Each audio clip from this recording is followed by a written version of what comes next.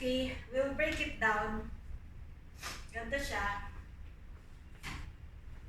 So, intro, freestyle lang. Freestyle sexy. Do whatever you want. Like, wave slow, or ganon.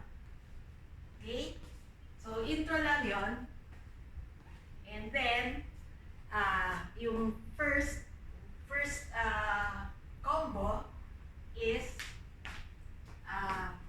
you do cross dito sa arms, and then touch shoulders, and then raise arm and stretch to the side. So 4 counts. 1, 2, 3, 4. Okay? 1, 2, 3, 4. And then as we stretch out, mag-ano yun? Cambot around. And then twice yon, one direction and then the other. So let's count. 1, 2, 3, 4. 1, 2, 3, 4. And 1, 2, 3, 4. 1, 2, 3, 4. Okay. Second combination is simple lang. 4 na side steps and 4 na raised legs. So 1, 2, 3, 4, and up. 2, 3, 4. Basic. But make it sexy.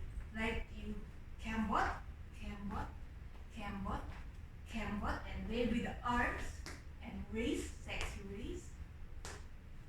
Ganon. So emphasize lang with sexy. So that's the combination number 2. Combination number 3 is 3 kicks with skip. So 1, 2, 3. Ganon. After the third, magko-cross yung left over the right. Okay. Kick with the right leg. 1, 2, 3, and cross. And step, 2, 3, kick, and turn. Clap. 1, 2, 3, 4, 5. Walk back. And cambot until you face front. So it doesn't have to be strict.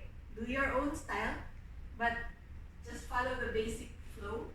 So 3 kicks, 3, cross, kick, and 1, 2, 3, turn, 1, 2, 3, go back, and cambot any direction you want until you face front.